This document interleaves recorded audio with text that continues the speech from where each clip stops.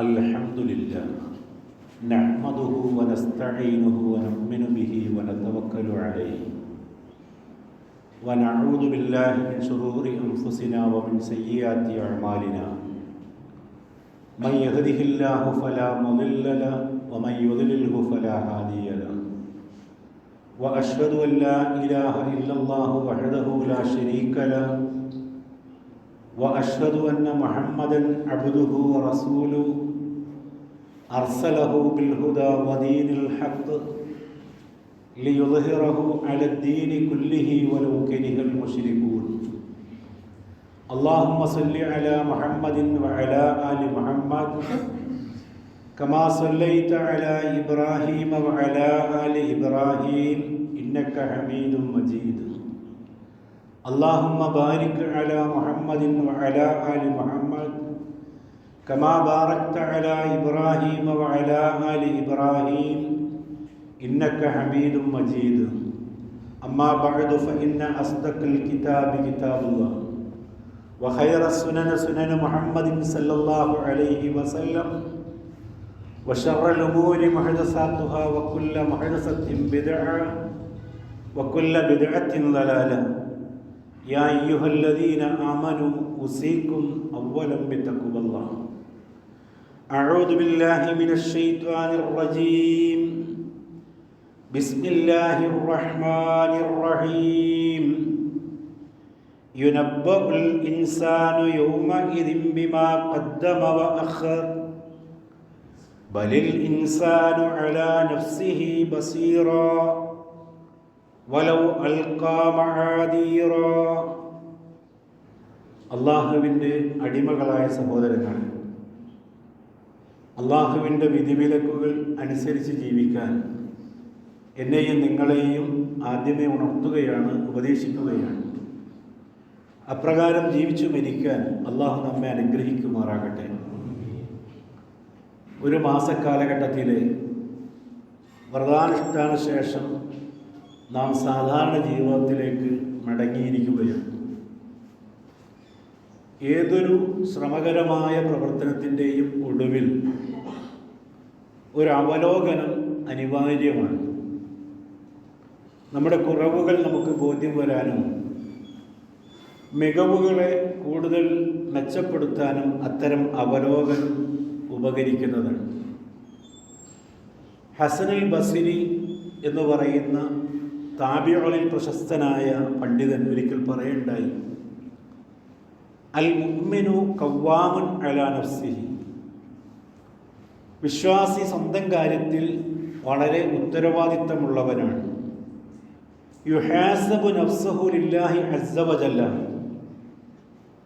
കാരണം അവൻ്റെ കണക്കുകൾ ദൈവത്തിൻ്റെ മുമ്പിലായി സമർപ്പിക്കണം എന്നതിനെ സംബന്ധിച്ച് കൃത്യമായ ബോധമുള്ളവനാണവൻ. വ ഇന്നമാ ഖഫൽ ഹിസാബ് യൗമൽ ഖിയാമ. ഒരാളുടെ പരലോകത്തെ കണക്ക് ബോധിപ്പിക്കൽ ഏറ്റവും എളുപ്പമായി തീരും അലാ ഖൗമിൻ ഹാസബു അൻഫുസകും ഫി ദുനിയ. ദുനിയാവിൽ കണക്കുകൾ നോക്കുന്ന ഒരു ജനതയ്ക്ക് പരലോകത്തുള്ള അവരുടെ കണക്കുകൾ വളരെ എളുപ്പമായി അവതരിപ്പിക്കാൻ കഴിയും. അപ്പോൾ സ്വയം വിമർശനം എന്നത് അവനവൻ്റെ സംബന്ധിച്ചുള്ള ആത്മവിമർശനവും ആത്മപരിശോധനയും എന്നത് ജീവിതത്തിൽ വളരെ പ്രധാനപ്പെട്ടൊരു ഭാഗമാണ്. ഏറ്റവും ഉദാത്തവും ധീരവുമായ സമീപനമാണത്. ആത്മാവിനെ കൂടുതൽ ബലപ്പെടുത്താൻ അതിലൂടെ സാധിക്കും. ശരിയായ പാതയിലേക്ക് നമ്മെ നയിക്കാനും അതിലൂടെ സാധിക്കുമെന്നുള്ളതാണ്. അത്തരമൊരു അന്വേഷണമാണ് ഈ ആഴ്ച നമ്മൾ ഉദ്ദേശിക്കുന്നത്. ആമുഖമായി ഞാൻ നിങ്ങളുടെ ശ്രദ്ധയിൽ കേൾപ്പിച്ച വചനം ഖുർആനിലെ 75-ാമത്തെ അധ്യായം സൂറ ഖിയാമയിലെ 13, 14, 15 വചനങ്ങളാണ്. ആ വചനങ്ങളിലൂടെ അള്ളാഹു നമ്മളോട് പറയുന്നത് യുനബ്ബഉൽ ഇൻസാനു യൗമഇദിൻ ബിമാ ഖദ്ദമ വ അഖർ. അന്നേ ദിവസം മനുഷ്യൻ മുൻകൂട്ടി ചെയ്ത കർമ്മങ്ങളെ സംബന്ധിച്ചും നീട്ടിവച്ചതിനെ സംബന്ധിച്ചും അവനെ വിവരമറിയിക്കുന്നതാണ്. വരാനിരിക്കുന്ന പരലോകത്ത് നമ്മൾ മുൻകൂട്ടി ചെയ്തതും ചെയ്യാതെ വിട്ടേച്ച് കളഞ്ഞതിനെ സംബന്ധിച്ചുമൊക്കെ അള്ളാഹു നമുക്ക് വിവരം അറിയിച്ചു തരുമെന്നാണ് പറയുന്നത്. ഇതേ ആശയമുള്ള ഖുർആനിലെ വചനങ്ങൾ വേറെയും ഉണ്ട് എന്ന് നമുക്കറിയാം. ബലിൽ ഇൻസാനു അലാ നഫ്സിഹി ബസീറ. ഇവിടെ വ്യത്യസ്തമായി പറയുന്നത് തന്നെയുമല്ല, മനുഷ്യൻ ഓരോരുത്തരും തനിക്കതിൽ തന്നെ തെളിവായി തീരുമെന്നതാണ്. ഞാൻ എനിക്കും നിങ്ങൾക്കും അവനവനെതിരിൽ തെളിവായി അള്ളാഹു കൊണ്ടുവരുമെന്നാണ്. വലൗ അൽക്കാ മആദീറ, അവൻ എന്തൊക്കെ ഒഴിവുകഴിവുകൾ സമർപ്പിച്ചാലും ശരി. 3 ആയത്തുകളിലൂടെ അള്ളാഹു നമ്മളോട് പറഞ്ഞ കാര്യങ്ങൾ വളരെ വ്യക്തമാണ്. മുൻകൂട്ടി ചെയ്തതും ചെയ്യാതെ വിട്ടേച്ച് കളഞ്ഞ കാര്യങ്ങളൊക്കെ അള്ളാഹു പരലോകത്ത് വരുമ്പോൾ നമുക്ക് വിവരം അറിയിക്കപ്പെടുമെന്നതാണ്. നമ്മൾ ഓരോരുത്തരും നമ്മുടെ പ്രവർത്തനങ്ങൾക്ക് നമുക്കെതിരിലുള്ള തെളിവുകളായി കൊണ്ടുവരപ്പെടുമെന്നാണ്. നമ്മൾ എന്ത് ന്യായം പറഞ്ഞിട്ടും അവിടെ കാര്യമുണ്ടാകില്ല എന്നതാണ്. ഈ ആയത്തിൻ്റെ വിശദീകരണത്തിൽ ഇമാം ഇബ്നു കസീർ രേഖപ്പെടുത്തി, യുഖ്ബിറു ബിജമീഇൽ അഅമാലിഹി ഖദീമിഹ വഹദീസിഹ. ഒരാൾ മുൻകൂട്ടി ചെയ്തതും അയാൾ പറഞ്ഞതുമായ എല്ലാ കാര്യങ്ങളെ സംബന്ധിച്ചും അള്ളാഹു അയാൾക്ക് വിവരമറിയിക്കും. അവ്വലുഹ വ ആഖിറുഹ സഗീറുഹ വ കബീറുഹ. ചെറുതാവട്ടെ വലുതാകട്ടെ, ആദ്യത്തേതാകട്ടെ അവസാനത്തേതാകട്ടെ, ഏതുമായിക്കൊള്ളട്ടെ, എല്ലാം റെക്കോർഡായി അള്ളാഹു മനുഷ്യരെ അറിയിച്ചിരിക്കുമെന്നതാണ്. ഖുർആൻ 18-ാമത്തെ അധ്യായം സൂറ കഹ്ഫിലെ 49-ാമത്തെ വചനത്തിൽ അള്ളാഹു പറഞ്ഞത് അപ്രകാരമാണ്. വജദു മാ അമിലു ഹാദിറൻ. കർമ്മരേഖകൾ കൈകളിൽ ലഭിക്കുന്ന മനുഷ്യൻ അവൻ ചെയ്തത് കൃത്യമായും ഈ രേഖയിൽ ഉള്ളതായി അവൻ കണ്ടെത്തും. വലാ യുദ്ലിമു റബ്ബിക അഹദ. തീർച്ചയായും നിന്റെ രക്ഷിതാവ് ഒരാളോടും അനീതി കാണിക്കുകയില്ല. നമ്മുടെ കർമ്മപുസ്തകങ്ങൾ നമ്മുടെ കൈകളിൽ ലഭിക്കുമ്പോൾ ഞാനിതുവരെ ചെയ്തിട്ടുള്ള എല്ലാ കാര്യങ്ങളും ഇതിൽ രേഖപ്പെടുത്തിയതായി അവനവന് ബോധ്യമാകുമെന്നതാണ്. ഒരാളോടും അള്ളാഹു തരുമ്പം അനീതി കാണിക്കുകയില്ല. ഇബ്നു അബ്ബാസ് റളിയല്ലാഹു പറഞ്ഞു, സംഅഹു വ ബസറഹു വ യദാഹു വ റിജ്ലാഹു വ ജവാരിഹു. ഓരോ മനുഷ്യൻ്റെയും അവൻ്റെ കൈകാലുകളും മറ്റ് അവയവങ്ങളൊക്കെ തന്നെയും ഇതിനു വേണ്ടി അള്ളാഹുവിൻ്റെ അടുക്കൽ സാക്ഷിയായി വരുമെന്നുള്ളതാണ്. അപ്പോൾ അത്രയും വളരെ കൃത്യമായിട്ടുള്ള ഒരു വിചാരണയാണ് പരലോകത്ത് എനിക്കും നിങ്ങൾക്കുമെല്ലാം അഭിമുഖീകരിക്കാനുള്ളത്. അതുകൊണ്ട് തന്നെ ആ വിചാരണ ഏറ്റവും എളുപ്പമാക്കുക എന്നത് ബുദ്ധിയുള്ള മനുഷ്യനെ സംബന്ധിച്ചിടത്തോളവും വിശേഷിച്ച് വിശ്വാസികളായ ആളുകളെ സംബന്ധിച്ചിടത്തോളവും ഏറെ പ്രധാനമുള്ള കാര്യമാണ്. 4 തലങ്ങളിലൂടെ ആ ഒരു വിചാരണയെ, ആ ഒരു ആത്മപരിശോധനയെ, ആത്മവിമർശനത്തെ നമുക്ക് കൊണ്ടുപോകാൻ കഴിയുമെന്നുള്ളതാണ്. ഒന്നാമതായി ഓരോരുത്തരും അവനവനെ നിരീക്ഷിക്കുക എന്നതാണ്. ആത്മനിരീക്ഷണം എന്നാണ് പറയുന്നത്. ഒരാൾക്ക് ഏറ്റവും നന്നായി മനസ്സിലാക്കാൻ കഴിയുക തന്നെയാണ്. മറ്റൊരാളെ മനസ്സിലാക്കുന്നതിനേക്കാൾ ഭംഗിയായി അവനവനെ മനസ്സിലാക്കാൻ കഴിയും. ഉമർ ഇബ്നുൽ അബ്ദുൽ അസീസ് പറയാണ്, മൻ അദ്ദ കലാമഹു മിൻ അമലി. സംസാരത്തെ തൻ്റെ പ്രവർത്തനത്തിൻ്റെ ഭാഗമായി കരുതുന്നവൻ. കുൽ കലാമഹു ഇല്ലാ ഫീമാ യഅ്നി. തീർച്ചയായും അവൻ തന്നെ ബാധിക്കാത്ത മറ്റുള്ളവരുടെ കാര്യങ്ങൾ പറയുമ്പോൾ അയാൾ വളരെ കുറച്ച് സംസാരിക്കുകയുള്ളൂ. അപ്പോൾ സംസാരം എന്നത് ഈ ആത്മപരിശോധനയിൽ അവനവനെ നിരീക്ഷിക്കുന്നതിൽ വളരെ പ്രധാനമാണ്. എൻ്റെ നാവ് എങ്ങനെയൊക്കെ ഞാൻ ഉപയോഗപ്പെടുത്തുന്നു, എൻ്റെ സംസാരത്തിൻ്റെ രീതി എങ്ങനെയാണ് എന്ന് ഓരോരുത്തരും പരിശോധിച്ചു കൊള്ളട്ടെ. ഇമാം സുന്ന അഹ്മദ് ബിൻ ഹംബൽ റിപ്പോർട്ട് ചെയ്ത ഹദീസിൽ അബൂ മൂസൽ അശ്അരി റളിയല്ലാഹു അൻഹു ഉദ്ധരിക്കുകയാണ്. പ്രവാചകൻ പറഞ്ഞതായി അദ്ദേഹം പറയുന്നു, മൻ ഹഫിള ലി മാ ബൈന ലിഹ്യൈഹി വമാ ബൈന റിജ്ലൈഹി.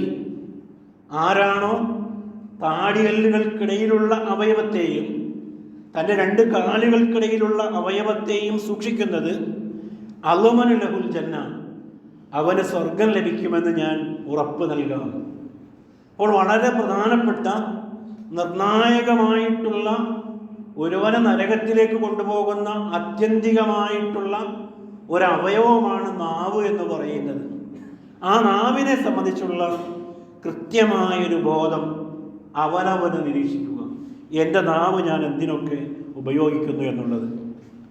അധിക മനുഷ്യരുടെയും നരകപ്രവേശനത്തിന് നിയന്ത്രണം അല്ലെങ്കിൽ വിധേയമാകുന്നത് അവനവൻ്റെ നാവിനെ നിയന്ത്രിക്കാതെ വരുമ്പോഴാണ്. തൻ്റെ നാവ് ആരുടെയൊക്കെയും അഭിമാനത്തിനും അന്തസ്സിനും കോട്ടം വരുത്തുന്നു എന്ന് പരിശോധിക്കാത്ത മനുഷ്യൻ, എന്ത് ന്യായവും അന്യായവുമാണ് ഞാൻ പറയുന്നത് എന്ന് ചിന്തിക്കാത്തവൻ, അങ്ങനെയുള്ള ഒരാളുടെ സംസാരം തീർച്ചയായും അയാളെ നരകത്തിലേക്ക് എത്തിക്കുമെന്നുള്ളതാണ്. അതേപോലെ തന്നെ നാവിനെ നിരീക്ഷിക്കുന്നത് പോലെ നമ്മുടെ കൈകാലുകളെയും നമ്മുടെ മറ്റ് ഇടപാടുകളെയും ഒക്കെയും നിയന്ത്രിക്കാൻ സാധിക്കുമെന്നുള്ളതാണ്, നിരീക്ഷിക്കാൻ സാധിക്കുമെന്നുള്ളതാണ്. ഹസനുൽ ബസ്രിയെ വീണ്ടും ഉദ്ധരിക്കുകയാണ്. അദ്ദേഹം പറയാണ്, റഹിമല്ലാഹു റജുലൻ, ഒരു മനുഷ്യനോട് അള്ളാഹു കരുണ കാണിക്കട്ടെ. എന്താണ് അയാളുടെ പ്രത്യേകത? വഖഫ ഇൻദ ഹമ്മഹു ഇൻ കാന ലില്ലാഹി അല്ലാഹു. പടച്ചവന് വേണ്ടിയാണ് താൻ ചെയ്യുന്നത് എന്നറിയുമ്പോൾ അയാളെ കാര്യം വളരെ ഭംഗിയായി പൂർത്തിയാക്കും.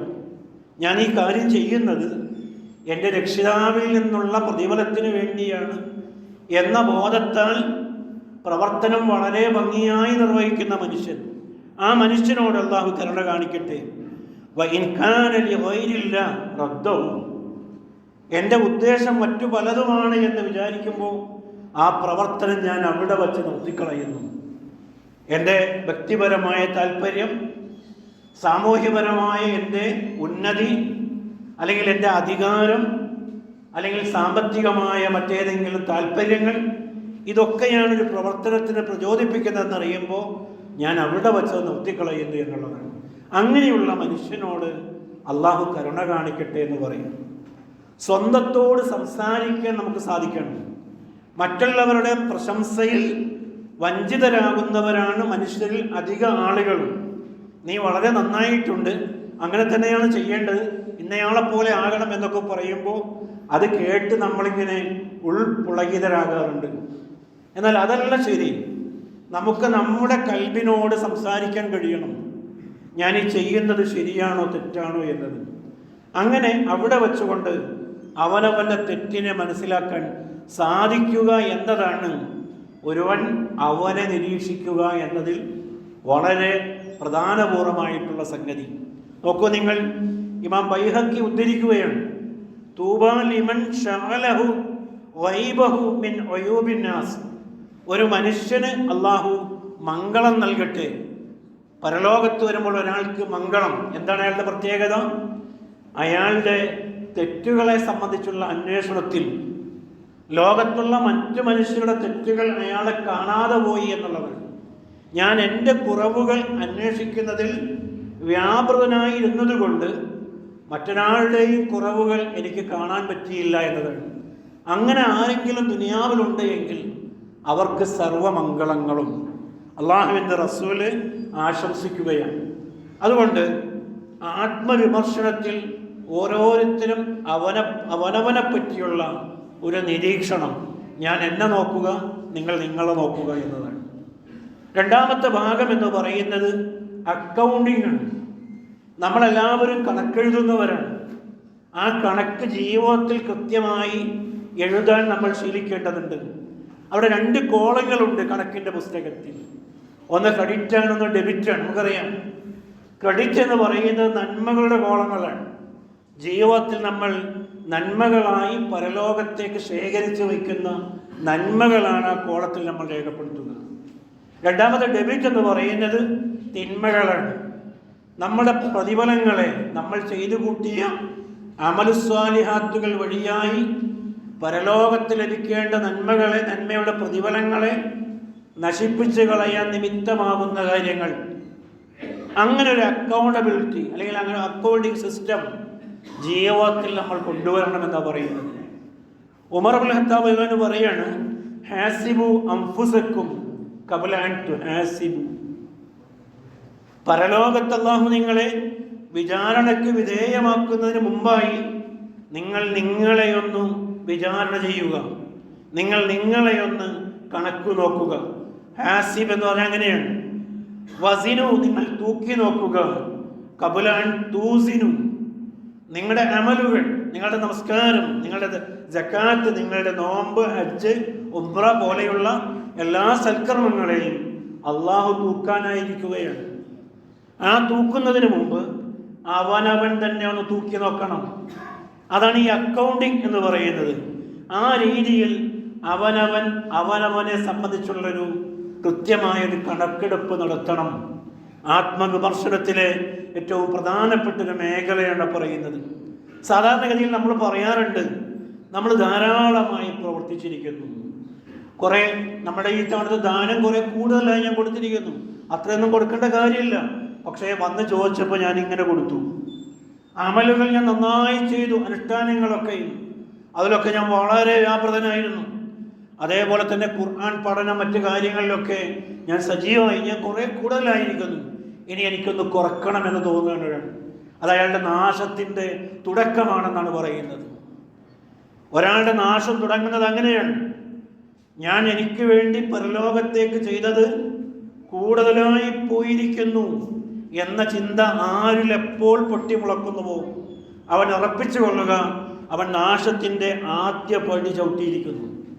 ഖുർആനിലെ 15-ാമത്തെ അധ്യായം സൂറ ഹിജ്റിലെ അവസാനത്തെ വചനം, 99-ാമത്തെ വചനം, ആ വചനത്തിലൂടെ അള്ളാഹു നമ്മളോട് പറയുന്നത്, വഅബ്ദു റബ്ബക, നീ നിന്റെ രക്ഷിതാവിന് വേണ്ടി ആരാധിക്കുക, ഹത്താ യഅതിയക്കൽ യഖീൻ, ഉറപ്പായ കാര്യം നിന്നിലേക്ക് വരുന്നതുവരെ. എന്താണ് ഈ ഉറപ്പായ കാര്യം? കല്യാണമല്ല, വീട് താമസമല്ല, കുട്ടികളുടെ പ്രസവമോ വിവാഹമോ അല്ല. പിന്നെ ഏതാണ്? അവനവൻ ഉറപ്പായ കാര്യമെന്ന് പറയുന്നത് ഈ ലോകത്തു നിന്നുള്ള വേർപാടാണ്, മരണമാണ്. മരിക്കുന്നതുവരെയും പടച്ചവന്റെ മാർഗത്തിൽ അള്ളാഹുവിൻ്റെ പ്രീതി ഉദ്ദേശിച്ചുകൊണ്ട് കഠിനമായി പ്രവർത്തിക്കേണ്ടവരാണ് നമ്മൾ. അതുകൊണ്ട് ചെയ്തത് കൂടുതലായി എന്ന് ചിന്തിക്കാൻ ഒരു വിശ്വാസിക്ക് സമയമില്ല. നോക്കൂ നിങ്ങൾ, ഇമാം തിർമിദിയും നസായിയും ഇബ്നു ഹിബ്ബാനും ഒക്കെ റിപ്പോർട്ട് ചെയ്ത ഹദീസിൽ ഇങ്ങനെ കാണാം, അൻ ബുറൈദ റളിയല്ലാഹു അൻഹു അൻ നബി സല്ലല്ലാഹു അലൈഹി വസല്ലം ഖാല അൽ മുഅ്മിനു യമൂതു ബി അർഖിൽ ജബീൻ, ഒരു വിശ്വാസി മരിച്ചു പോവുക നെറ്റിത്തടത്തിൽ വിയർപ്പുമായിട്ടായിരിക്കും. എപ്പോഴാണ് നെറ്റിത്തടത്തിൽ വിയർപ്പ് പൊടിയുക? കഠിനമായി പ്രവർത്തിക്കേണ്ടി വരുമ്പോൾ. ആ പ്രവർത്തന മധ്യയാണ് അയാൾ മരിച്ചു പോകുക. അബൂ ത്വൽഹയെ സംബന്ധിച്ച് പറയാറുണ്ട്, 90 വയസ്സ് കഴിഞ്ഞ അദ്ദേഹം യുദ്ധത്തിന് വേണ്ടി, ഖാദിസിയ യുദ്ധത്തിന് അദ്ദേഹം തയ്യാറെടുക്കുകയാണ്. 90 വയസ്സായി, വൃദ്ധനായ മനുഷ്യനാണ്, നേരെ ചൊവ്വെ കണ്ണു കാണാൻ വയ്യ. അങ്ങനെയുള്ള ശാരീരികമായ ക്ലേശതകളൊക്കെ നിറഞ്ഞു നിൽക്കുന്ന വ്യക്തി യുദ്ധത്തിന് ഒരുങ്ങി പുറപ്പെടുമ്പോൾ മക്കൾ തടയുന്നുണ്ട്. അദ്ദേഹം പറയുന്നത്, ഖുർആൻ അല്ലാഹു പറയുന്നത്, ഇൻഫിറു ഖിഫാഫൻ വസിക്കാലം, ഒരാളുടെ പ്രയാസത്തിലും അയാൾക്ക് ആശ്വാസമുള്ളപ്പോഴും അള്ളാഹുവിൻ്റെ മാർഗത്തിൽ ഇറങ്ങി പുറപ്പെടണമെന്നാണല്ലോ അള്ളാഹു പറഞ്ഞിട്ടുള്ളത്. അതുകൊണ്ട് എനിക്കൊരു ഉദറുള്ളതായി ഞാൻ കാണുന്നില്ല. അബൂ ത്വൽഹ പറയാണ്, 90 വയസ്സുണ്ട്, യുദ്ധത്തിനാണ് പോകുന്നത്. ഖാദിസിയ യുദ്ധത്തിൽ അദ്ദേഹം പങ്കെടുക്കുകയും ധീരരക്തസാക്ഷിയാവുകയും ചെയ്തതായി ചരിത്രം രേഖപ്പെടുത്തുകയാണ്.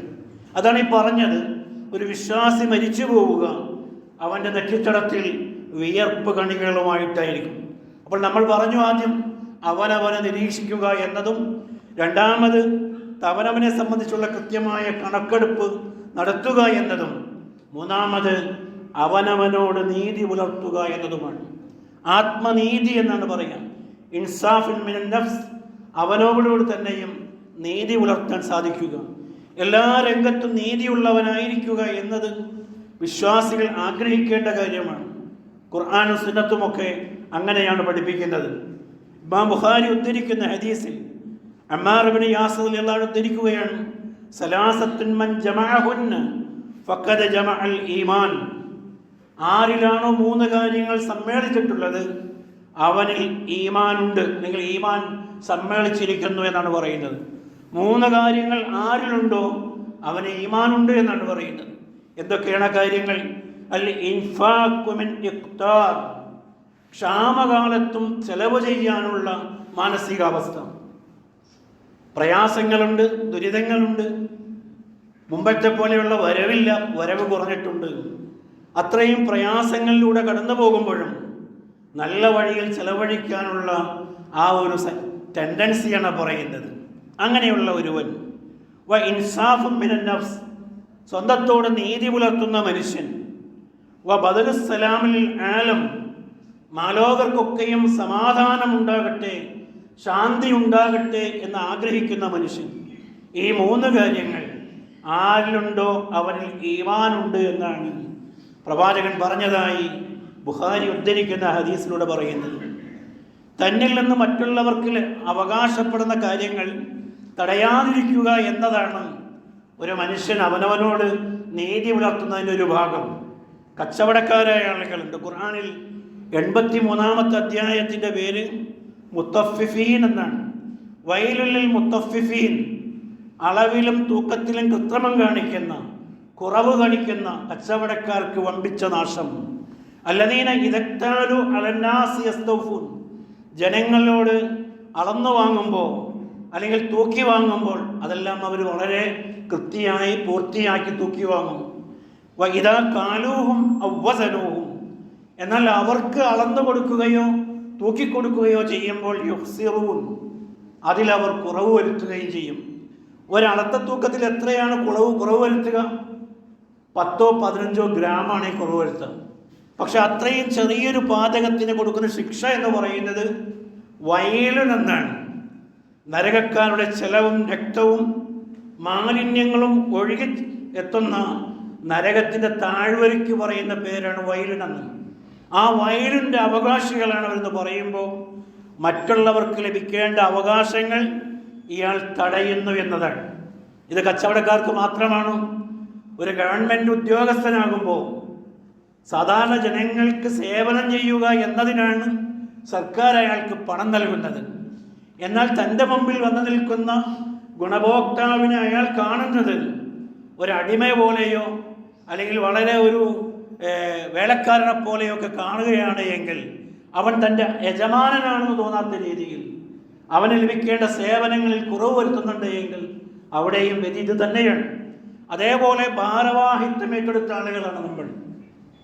ഒരുപാട് ചുമതലകൾ പലരും പറഞ്ഞതിൻ്റെ പേരിൽ നമ്മളുടെയൊക്കെയും ചൊറുക്ക് കണ്ട് ആളുകളൊക്കെ ഏൽപ്പിച്ച ഉത്തരവാദിത്തങ്ങളൊക്കെ, ആ ഏറ്റെടുത്ത ചുമതലകൾ കൃത്യമായി എത്ര കണ്ട് നിർവഹിക്കുന്നു എന്നത് പരിശോധിക്കപ്പെടേണ്ട കാര്യമാണ്.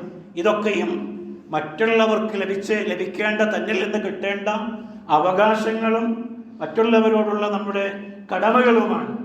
അതിലൊക്കെ കുറവ് വരുത്തുക എന്നത് അവനവനോട് കാണിക്കുന്ന ഉത്തരവാദിത്ത കുറവാണെന്ന് മനസ്സിലാക്കാൻ സാധിക്കേണ്ടതുണ്ട്. നോക്കൂ നിങ്ങൾ, അള്ളാഹുവിൻ്റെ റസൂലിനോട് ചോദിച്ചു, അയ്യൽ ഇസ്ലാമി ഹൈറുൻ, ഇസ്ലാമിലെ ഏറ്റവും നല്ല കാര്യം ഏതാണ് പ്രവാചകനെ? പ്രവാചകൻ പറയുകയാണ്, തുത്തഈമുത്തൊആം, വിശക്കുന്നവന് ഭക്ഷണം നൽകുക, വതഖറഉ സലാം, സലാം പറയുക, അലാമൻ അറഫ്ത വമൻ ലം തഅരിഫ്, അറിയുന്നവനും അറിയാത്തവനും സലാം പറയുക. അപ്പം ഇത് ഇസ്ലാമിൻ്റെ ഏറ്റവും നല്ല കാര്യമായിട്ട് പറയണം. എന്നാലോചിച്ച് നോക്കൂ, താൻ നിർവഹിക്കേണ്ട ഉത്തരവാദിത്വം, എൻ്റെ അന്വേഷണത്തിൽ എൻ്റെ അറിവിൽ ഇന്നൊരാൾ പട്ടിണിയാണ് എന്നറിയുമ്പോൾ അവിടെ ഞാൻ എങ്ങനെ ഇടപെട്ടു എന്നുള്ളത് ഞാൻ എന്നോട് കാണിക്കേണ്ട നീതിയാണ്. ഒരു നന്മ ചെയ്യുമ്പോൾ എൻ്റെ മനസ്സെന്നോട് പറയാണ്, ഇപ്പം നീ കുറേ ചെയ്തല്ലോ, നീ ചെയ്യേണ്ടതില്ല എന്ന് പറയുകയാണെങ്കിൽ ഞാൻ എന്നോട് അനീതി ചെയ്യുന്നവനായി എന്നതാണ്. ഒന്ന് ആലോചിച്ച് നോക്കൂ. അങ്ങനെയൊക്കെ നമുക്കുണ്ടാവും. 500 രൂപ കൊടുക്കണമെന്ന് വിചാരിച്ച് പോയി, നമ്മളവിടെ എത്തിക്കഴിഞ്ഞപ്പോൾ കൊടുക്കണ പൈസ നമ്മൾ തന്നെ കുറച്ച് 250 ആക്കി, അത്രയാണ് കൊടുക്കേണ്ടതില്ല എന്ന് സ്വയം തോന്നുകയാണ്. ഇങ്ങനെ ഓരോ നന്മയുടെ വിഷയത്തിലും അവനവനെ പിന്നിലേക്ക് പിടിച്ചു വലിക്കുന്ന ഒരു രീതി ഉണ്ട് എങ്കിൽ അത് അവനവനോട് കാണിക്കുന്ന അനീതിയാണ് എന്നും മനസ്സിലാക്കാൻ സാധിക്കേണ്ടതുണ്ട്. ഇപ്പോൾ 3 കാര്യങ്ങൾ നമ്മൾ പറഞ്ഞു. ഒന്ന്, അവനവനെ നിരീക്ഷിക്കുക എന്നതും കൃത്യമായ കണക്കെടുപ്പ് നടത്തുക എന്നതും, മൂന്നാമതായി അവനവനോട് നീതി പുലർത്തുക എന്നതുമാണ്.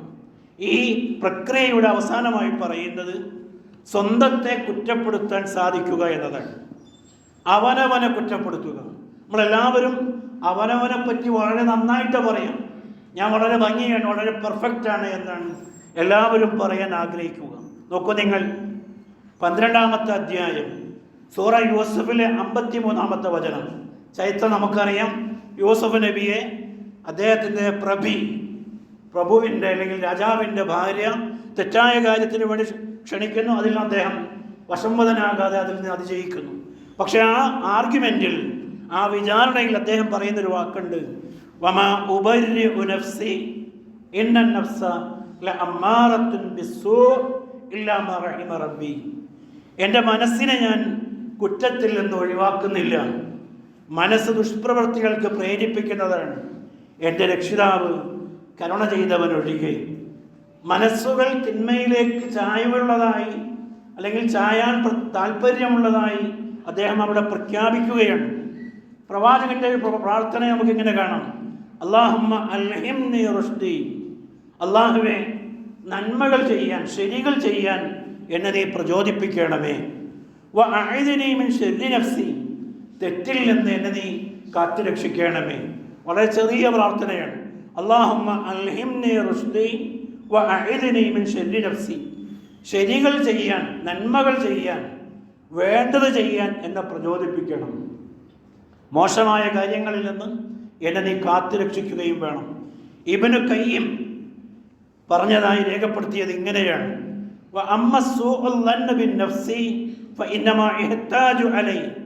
സ്വന്തത്തെക്കുറിച്ച് ഒരാൾ കുറ്റപ്പെടുത്തുക എന്നത് ഒരാളുടെ പരിപൂർണതയ്ക്ക് ആവശ്യമായ കാര്യമാണ്. അവനവനെ തന്നെ കുറ്റപ്പെടുത്തുക എന്നത്.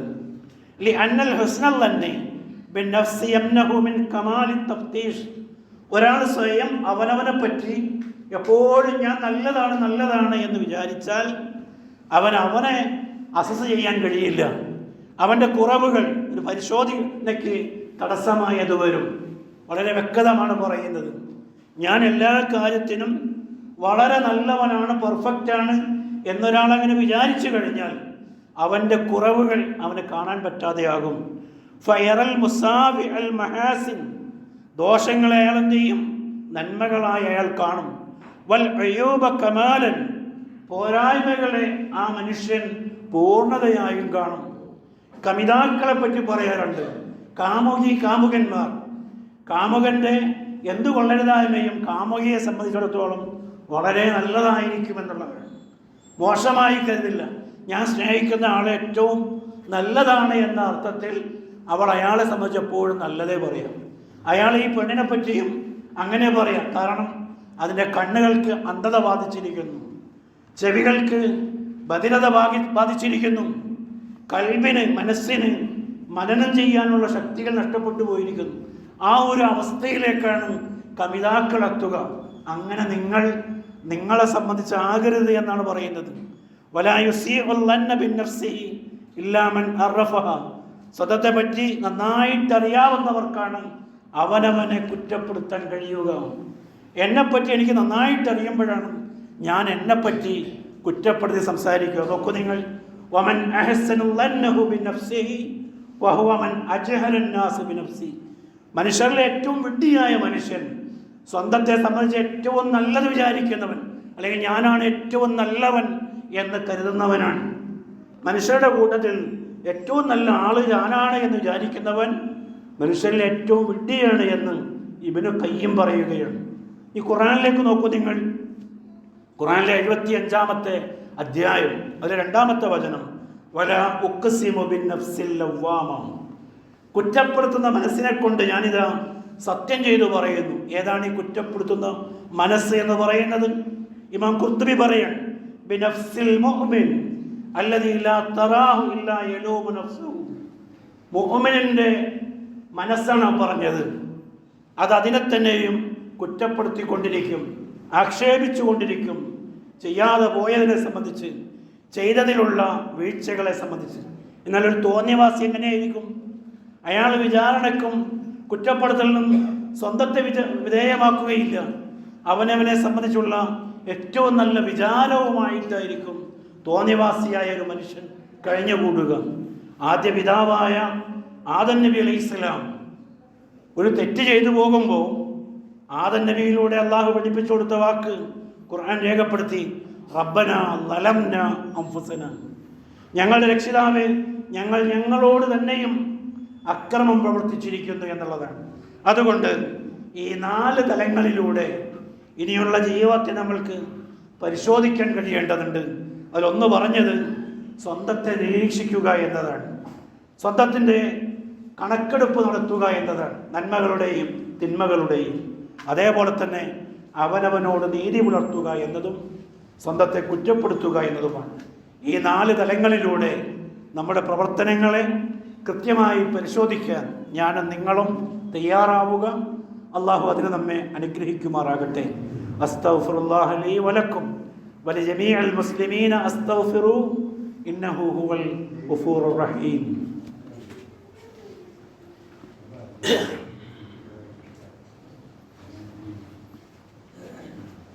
അൽഹംദുലില്ലാ അസ്സലാത്തു വസ്സലാമു അലാ റസൂലില്ലാ വഅലാ ആലിഹി വസഹ്ബിഹി അജ്മഈൻ.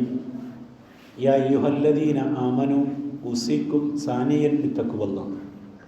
അള്ളാഹുവിൻ്റെ അടിമകളായ സഹോദരങ്ങളെ, അള്ളാഹുവിൻ്റെ വിധിവിലക്കുകൾ അനുസരിച്ച് ജീവിക്കാൻ ഒരിക്കൽ കൂടെ എന്നെയും നിങ്ങളെയും ഉണർത്തുകയാണ്, ഉപദേശിക്കുകയാണ്. അപ്രകാരം ജീവിച്ചു മരിക്കാൻ അള്ളാഹു നമ്മെ അനുഗ്രഹിക്കുമാറാകട്ടെ. ഇന്ത്യയിലെ മുസ്ലിങ്ങളെ സംബന്ധിച്ചിടത്തോളം അവരുടെ മതസ്ഥാപനങ്ങൾക്കും അസ്തിത്വത്തിനുമേലുള്ള ശക്തമായൊരു അതിക്രമമാണ് ഭരണകൂടത്തിൻ്റെ പിന്തുണയോടുകൂടി 2-ാം തീയതി ബുധനാഴ്ച അന്ത്യരാത്രിക്ക് ശേഷം ഇന്ത്യൻ പാർലമെൻറ്റിൽ പാസ്സാക്കിയിട്ടുള്ള വഖഫ് ഭേദഗതി ബില്ലിലൂടെ സംജാതമായിരിക്കുന്നത്. 232 എതിർ വോട്ടുകൾക്ക് പകരമായി 288 പേര് അനുകൂലിച്ചുകൊണ്ടാണ് ഈ ബില്ല് പാസ്സാക്കിയിട്ടുള്ളത്. 1995 95 വഖഫ് ആക്ടിനെ ഭേദഗതി ചെയ്തുകൊണ്ടാണ് പുതിയൊരു നിയമം നിലവിലുള്ള കേന്ദ്ര സർക്കാർ പാർലമെൻറ്റിൽ അവതരിപ്പിക്കുന്നത്. എന്നാൽ അതിനെ സംബന്ധിച്ചുള്ള കൂടുതൽ ചർച്ചകൾക്ക് വേണ്ടി സംയുക്ത പാർലമെൻ്ററി കമ്മിറ്റി JPCയെ നിശ്ചയിക്കുകയും ആ JPCയിൽ പ്രതിപക്ഷത്തെ MP-മാർ 40ഓളം ഭേദഗതികൾ കൊണ്ടുവരികയും എന്നാൽ ആ ഭേദഗതികളിൽ ഒന്നുപോലും സ്വീകരിക്കാതെ തങ്ങളുടെ സംയുക്ത സമിതിയിലുള്ള വോട്ടിംഗ് പവർ ഉപയോഗിച്ചുകൊണ്ട് അത്തരം ഭേദഗതിയെല്ലാം എതിർത്ത് തോൽപ്പിച്ചുകൊണ്ടാണ് ഈ ഒരു ബില്ല് അവതരിക്കപ്പെടുന്നത്. എന്തുകൊണ്ട് നമ്മളത് പറയുന്നു എന്ന് വച്ചാൽ നമ്മൾ അതിനെ സംബന്ധിച്ച് നല്ല ബോധവാന്മാരായിരിക്കണം. എന്തുകൊണ്ട് നമ്മളിതിനെ എതിർക്കുന്നു എന്നുള്ളതാണ്. ഗുരുതരമായിട്ടുള്ള 3 കാര്യങ്ങൾ ആ ബില്ലിലുണ്ട്. അതിലൊന്ന് എന്ന് പറയുന്നത് വഖഫ് ബൈ യൂസർ റദ്ദ് ചെയ്യുന്നു എന്നുള്ളതാണ്. എന്താണ് ഈ വഖഫ് ബൈ യൂസർ എന്ന് പറയുന്നത്? നമ്മുടെ ഈ ഡോക്യുമെൻസുകളൊക്കെ ഉണ്ടാകുന്നതിൻ്റെ വളരെ മുമ്പ് തന്നെ, ഒരു 500-600 കൊല്ലങ്ങൾക്ക് മുമ്പ് തന്നെ അന്നത്തെ ഒരു ആധാരം നോക്കിയാലോ ഒരു പട്ടയം നോക്കിയാലോ ഒക്കെ കണ്ടെടുക്കാൻ പ്രയാസമായിരുന്നു. വാമൊഴിയാൽ പലരും തങ്ങളുടെ സ്വത്തുകൾ അള്ളാഹുവിൻ്റെ പ്രീതിക്ക് വേണ്ടി വഖഫ് ചെയ്തിട്ടുണ്ട്. ചിലത് ഖബർസ്ഥാനുകളാകാം, ചിലത് പള്ളികളാകാം, ചിലത് മറ്റ് സ്ഥാപനങ്ങളാകാം.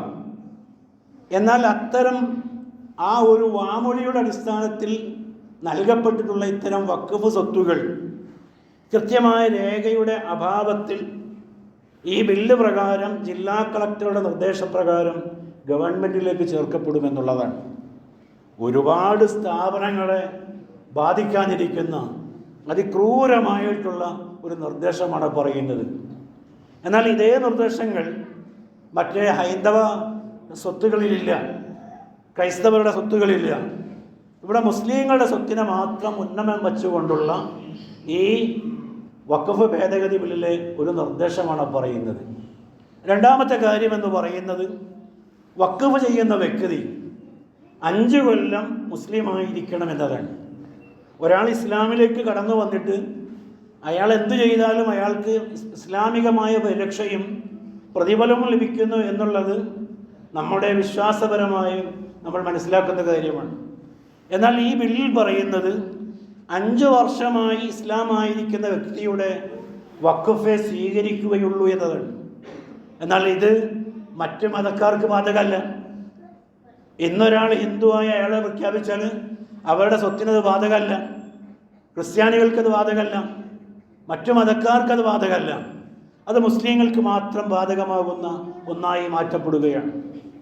മൂന്നാമത്തെ സംഗതി എന്ന് പറയുന്നത് കേന്ദ്ര വഖഫ് കൗൺസിൽ, അതേപോലെ സംസ്ഥാനങ്ങളിലെ വഖഫ് ബോർഡുകൾ, വഖഫ് ട്രൈബ്യൂണലുകൾ തർക്കങ്ങൾക്കൊക്കെ പരിഹാരമായി നിർദ്ദേശിക്കുന്ന കോടതിയുടെ സ്ഥാനമുള്ള അത്തരം വേദികൾ, ഈ സ്ഥാപനങ്ങളിലൊക്കെയും മുസ്ലിങ്ങളല്ലാത്ത ആളുകളെ നിയമിക്കാൻ ഈ ബില്ലിലൂടെ ശുപാർശ ചെയ്യുന്നു എന്നുള്ളതാണ്. മുസ്ലിം അല്ലാത്ത ആളുകളെയും സർക്കാരിന് നിയമിക്കാൻ കഴിയും. ഇപ്പോൾ മുസ്ലിങ്ങളുടെ സ്വത്തിൽ സർക്കാരിൻ്റെ 1-2 പ്രതിനിധികൾ കൂടി വരുമ്പോൾ ഒരു ട്രൈബ്യൂണലിൽ 3 പേരുണ്ടാവുക. അതൊരു മുസ്ലിം പ്രതിനിധിയാണ് എങ്കിൽ 2 പേര് മുസ്ലിം അല്ലാത്തവരാണ് എങ്കിൽ ഒരു മുസ്ലിമിൻ്റെ സ്വത്തിനെ സംബന്ധിച്ചിടത്തോളം മുസ്ലിങ്ങൾക്കുണ്ടാകുന്ന വേവലാതി എന്തായാലും മറ്റുള്ളവർക്കുണ്ടായിക്കൊള്ളുന്നില്ലല്ലോ. അതൊക്കെയും ഈ സ്വത്തുകൾ അന്യാധീനപ്പെടാനുള്ള അത്തരം ദുരദിഷ്ടമായിട്ടുള്ള നീക്കങ്ങളുടെ ഭാഗമാണെന്ന് മനസ്സിലാക്കാൻ നമുക്ക് സാധിക്കണം. ഇത്തരം 3 ഗൗരവമായിട്ടുള്ള സംഗതികൾ ആ ബില്ലിലുണ്ട് എന്നുള്ളതാണ്. അതുകൊണ്ട് എന്തു വേണം? ഒരു രാജ്യത്തെ പൗരന്മാർ എന്ന നിലയിൽ ആ രാജ്യത്തെ നിയമ സംവിധാനങ്ങളെ കൃത്യമായി പാലിക്കുകയും നിയമപരമായ മാർഗങ്ങളിലൂടെ അതിനെതിരെയുള്ള ശക്തങ്ങൾക്ക് ആക്കം കൂട്ടുകയും ചെയ്യണം.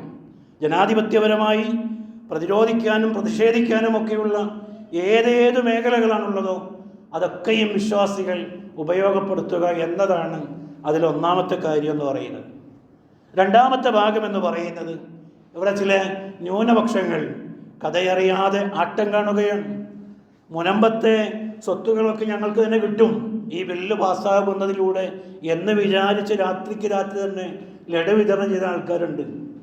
അവരൊക്കെ മനസ്സിലാക്കാതെ പോകുന്ന കാര്യം തെറ്റിദ്ധരിപ്പിക്കലുകൾ, സമുദായങ്ങൾ തമ്മിലുള്ള പകയെ ആളിക്കത്തിക്കലൊക്കെയും ഇതിൻ്റെ ഭാഗമുണ്ട്.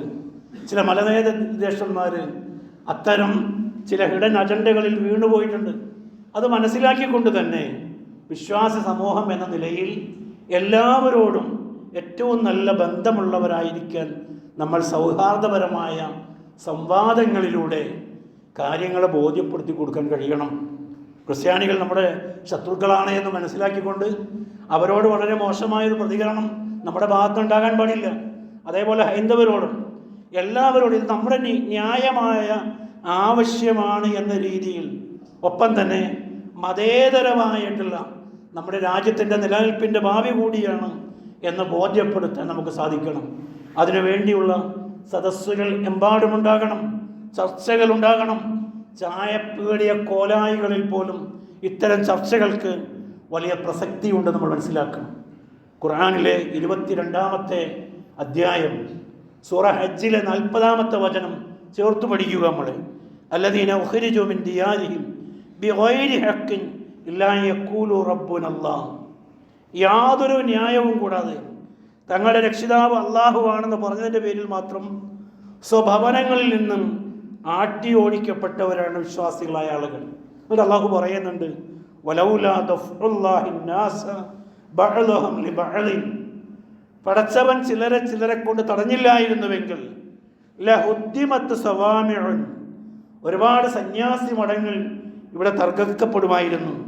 വബിയഉൻ, അതേപോലെ ക്രൈസ്തവ ദേവാലയങ്ങൾ, വസലവാത്തുൻ, ജൂത ആരാധനാലയങ്ങൾ, വമസാജിദുൻ, മുസ്ലിം പള്ളികളും, യദ്കറു ഫീഹ ഇസ്മുല്ലാഹി കസീറ, അള്ളാഹുവിനെ കൂടുതലായി ഓർക്കുന്ന അത്തരം ഭവനങ്ങളൊക്കെയും തകർക്കപ്പെടുമായിരുന്നു. അതെല്ലാം ഇല്ലാതെ പോയത് സമൂഹങ്ങൾ തമ്മിലുള്ള ഈ ബാലൻസിങ്ങിലൂടെയാണ്. ആ ബാലൻസ് നിലനിർത്താൻ നമ്മൾ കൃത്യമായ ആസൂത്രണങ്ങളിൽ ഏർപ്പെടേണ്ടതുണ്ട്. ഒരാളെയും ശത്രുപക്ഷത്ത് നിർത്താതെ കൃത്യമായ നമ്മുടെ ന്യായവും നമ്മുടെ അവകാശങ്ങളെ സംബന്ധിച്ചുള്ള കൃത്യമായ ബോധവൽക്കരണം നമ്മുടെ ഭാഗത്തുനിന്നുണ്ടാകണം.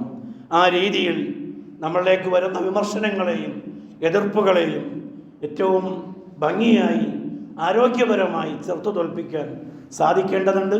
അള്ളാഹു അതിന് നമ്മെ അനുഗ്രഹിക്കുമാറാകട്ടെ.